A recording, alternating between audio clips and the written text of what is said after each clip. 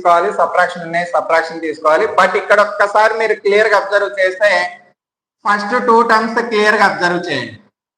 A square minus B square నోటేషనేగా.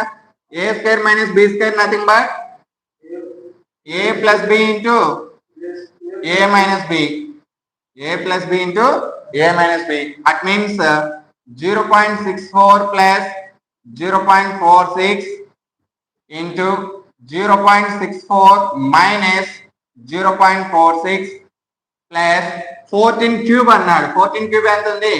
2744. 2744. But after decimal point తర్వాత number of digits 2 ఉన్నాయి. Result లో 6 ఎందుకంటే cube కాబట్టి 2 3s are 6 కదా.